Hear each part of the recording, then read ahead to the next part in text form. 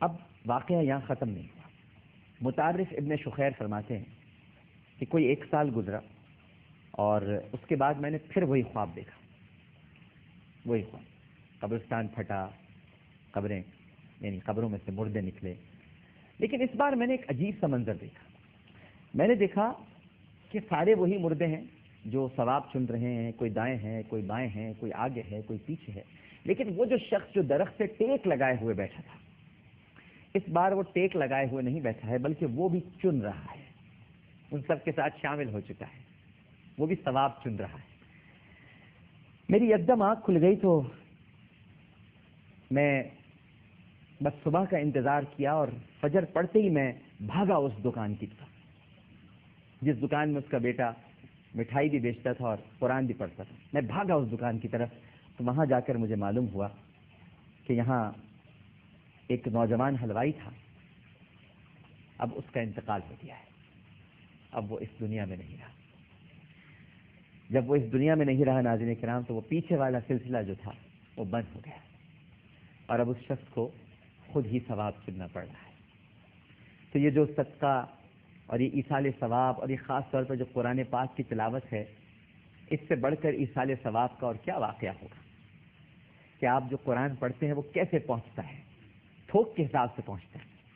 تو اپنے پیاروں کے لیے, اپنے والدین کے لیے لوگ سوال کرتے ہیں کہ ہمارے والدین کا انتقال ہو گیا, ہمارا بیٹا دنیا سے چلا گیا, ڈاکٹر صاحب دل کو تسلی نہیں ملتی, قرار نہیں آتا, چین نہیں ملتا, کیا کریں؟ الا بذکر اللہ تطمئن القلوب, اللہ کے ذکر سے ہی قلوب اطمینان پاتے ہیں. اللہ کا ذکر کیجئے, قرآن پڑھیے, قرآن سنائیے, قرآن کبھی رائے گا نہیں جاتا. دیکھیے, جب تک وہ بچہ زندہ تھا اپنے والد کو روزانہ ایک قرآن پاک پڑھ کر بخشتا تھا, اور والد آرام سے ٹیک لگائے اس کا ثواب اس تک پہنچتا رہتا تھا تھوک کے حساب سے. لیکن جب انتقال ہو گیا تو وہ بھی ثواب چن رہا ہے, جو تھوڑی تھوڑی شکل میں پہنچ رہا ہے.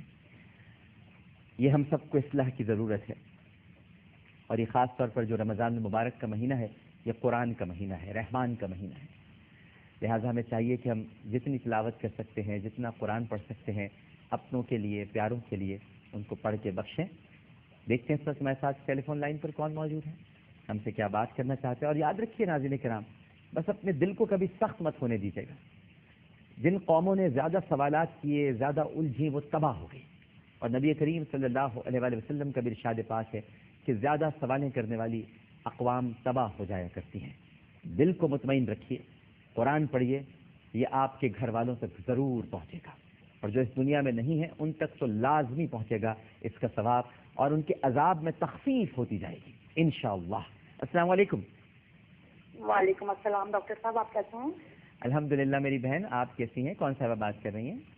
میں سائمہ خان بات کر رہی ہوں کراچی سے. جی فرمائیے میری بہن. مجھے آپ کا ایک ٹاپک سن کے مجھے بہت اچھا لگا, جس میں آپ خواب کی بات بتا رہے ہیں اور حافظ کی. جی میرا بھانجا بھی ماشاء اللہ حافظ ہے.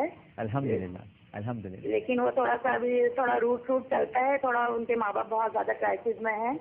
لیکن آپ کی باتیں سن کے مجھے اتنی خوشی ہوئی اس بات کی کہ میں بھی اپنے بھانجے کو ضرور اس کی بتاؤں گی کہ اس طرح سے کرنا چاہیے, کیونکہ جو ماں باپ کا ہمارے پہ فرض ہے وہ پورا نہیں کر پاتے ہیں. اللہ اللہ, بہت شکریہ میری بہن. بے شک ہم اپنے ماں باپ میں ہمارے لیے جو کچھ تکلیفیں اٹھاتے ہیں, آج آپ کا یہ بھائی عامر لیاقت حسین جو کچھ بھی ہے, ظاہر ہے والدین کی دعائیں ہیں, خاص طور پر ماں کی دعا.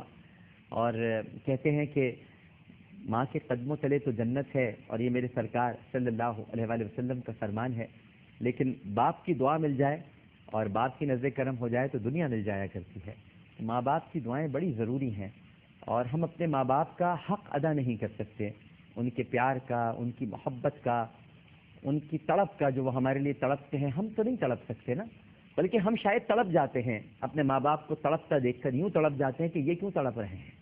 ایک تڑپنا یہ بھی ہوتا ہے کہ یہ کیوں تڑپ رہے ہیں, اب ان کی دیکھ بھال کرنی پڑے گی. عمر کے اس حصے میں 80 برس کے ہو گئے, 75 برس کے ہو گئے, اب ان کو یہ بستر پر ہیں, بیک سورز ہو گئے ہیں, پیمپر تبدیل کیے جا رہے ہیں. تو ہمارے جو اخلاقی توازن ہے وہ بگڑ جاتا ہے اس وقت, کیونکہ ہماری جو پرائیورٹیز ہوتی ہیں وہ تبدیل ہو جاتی ہیں، ترجیحات بدل جاتی ہیں. لیکن جب ہم چھوٹے ہوتے ہیں تو ہمارے ماں باپ نے کبھی ہمارے لیے ایسا نہیں سوچا ہوتا. ہم 10 بار سوال کرتے ہیں، وہ 10 بار جواب دیتے ہیں، اور بڑھاپے میں اگر وہ ایک سے زائد مرتبہ پوچھ لیں تو ہمارے ماتھے پر شکنیں نمودار ہو جاتی ہیں. السلام علیکم. السلام علیکم ورحمۃ اللہ وبرکاتہ. جی وعلیکم السلام. کون صاحب بات کر رہی ہیں؟ عامر بھائی میں مسز نیازی بات کر رہی ہوں نیو یارک سے. جی مسز نیازی. سب سے پہلے تو میں آپ کو، آپ کے پورے اسٹاف کو، اپنے پاکستانی بہن بھائیوں کو، اپنے ریلیٹیو جو میرے اسلام آباد میں ہیں ان کو، اور پوری دنیا کے مسلمانوں کو ماہ رمضان کی مبارکباد دینا چاہتی ہوں. اور آپ کو دیکھ کے اتنی خوشی ہو رہی ہے لائیو کیو ٹی وی کی اسکرین پہ کہ میں بتا نہیں سکتی. بڑی محبت ہے. یہ ہماری دیرینہ خواہش تھی جو کہ کیو ٹی وی نے ہماری پوری کی، اور اللہ تعالیٰ ان کو اس کا اجر عطا فرمائے. اور آپ کو یقیناً ہم آپ کے جتنے بھی دانشورانہ جتنے بھی آپ کے ماشاءاللہ مشورے ہوں گے اس پہ ہم اس سے مستفید ہو سکیں گے. تو یہ ہمارے لیے بڑی ہی مطلب حوصلہ افزائی ہوگی ہماری، اور ہمارے لیے خوشی کا مقام ہے. اور میں آپ کا زیادہ وقت نہیں لینا چاہتی کیونکہ ماشاءاللہ یہ اتنی مطلب ہمارے رمضان کی برکتیں سمیٹنے کے لیے یہ بڑے ہی کم لمحے ہیں. تو میں اس میں صرف آپ کا تھوڑا سا یہ ٹائم لوں گی. ایک تو میں نے آپ سے ایک سوال پوچھنا ہے، اور دوسرا یہ میں نے کچھ کوٹ کرنی ہے بات ماہ رمضان کے مطلب. جی فرمائیے. تو پہلا سوال تو یہ ہے بھائی، جب آپ یہاں پہ ہائی پوائنٹ میں پینسلوینیا میں آئے تھے تو میں نے اور میرے ہسبینڈ نے اور میرے کچھ ہمارے فیملی فرینڈز ہیں، ہم نے 50% سے زیادہ ہم نے کنٹریبیوٹ کیا تھا یہی جو راشن اسکیم کے لیے. تو آپ کی یہ جو محمودہ سلطانہ فاؤنڈیشن ٹرسٹ ہے تو اس پہ میں وہ پیسے بھجوا سکتی. میں نے بڑی کوشش کی کہ آپ سے ملاقات ہو جائے لیکن ہم آ نہیں سکے کیونکہ میں ان جاب میں. اور اب دوسرا یہ سوال ہے میرا کہ میں یہ کوٹ کرنا چاہ رہی تھی کہ یہ جو رمضان المبارک ہے اس کے لیے میں صرف اتنا کہوں گی کہ ہمیں صرف ماہ رمضان المبارک میں نہیں بلکہ پورے سال یہ کوشش کرنی چاہیے کہ بچپن سے لے کے اب تک، یعنی بڑھاپے کا یہ جب سٹارٹ ہوتا ہے اس میں تک بھی اگر یہ نہ سمجھ سکے کہ صبح فجر کی اذان میں جو ہمیں آواز آتی ہے کہ الصلاۃ خیر من النوم، اور جو باقی اذانوں میں ہم ڈیلی سنتے ہیں 5 مرتبہ کہ حیا علی الفلاح اور حیا علی الصلاح، اس کو اگر ہم سمجھ سکیں تو اس سے بڑھ کے ہمارے لیے اصلاح کا اور کوئی پہلو ہو نہیں.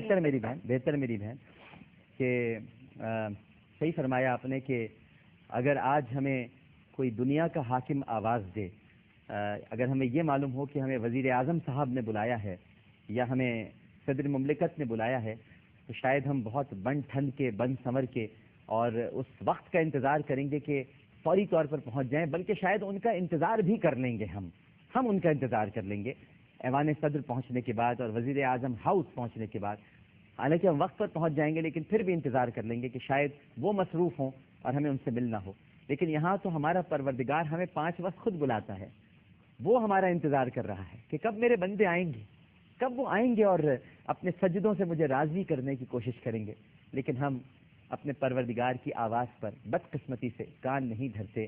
یہ مسجدیں رمضان المبارک میں جو آباد ہو جاتی ہیں، اللہ سے دعا ہے کہ اے میرے پروردگار یہ پورے سال اسی طرح آباد رہا کریں، ان کی رونقیں اسی طرح سے آباد رہیں، یہ یوں ہی پر نور رہیں، اسی طرح سے یہ اپنی روشنی اور جو نور ہے وہ بکھیرتی رہیں. آپ سے روزانہ اسی وقت ملاقات ہوا کرے گی. آج ہم نے اپنی اصلاح کی، یوں کوشش کی کہ جو ایصال ثواب ہے وہ ہمیں کرنا چاہیے اور قرآن پڑھنا چاہیے، قرآن سے بالکل دور نہیں رہنا چاہیے. ماں باپ کے لیے بہترین تحفہ، خاص طور پر جو اب اس دنیا میں نہیں ہیں، ان کے لیے ان کی اولاد کا بہترین تحفہ اپنے ماں باپ کے لیے قرآن پاک کی تلاوت ہے. میری بھی اصلاح ہوئی ہے، انشاءاللہ ہم سب ایک دوسرے کی اصلاح کرتے رہیں گے. اللہم صلی علی سیدنا و مولانا محمد وعلی آلہ وصحبہ وبارک وسلم وصلی علیہ. کل انشاءاللہ زندگی رہی تو اسی وقت اسی چینل پر آپ سے دوبارہ ملاقات ہوگی. اپنا بہت خیال رکھیے گا. اللہ حافظ.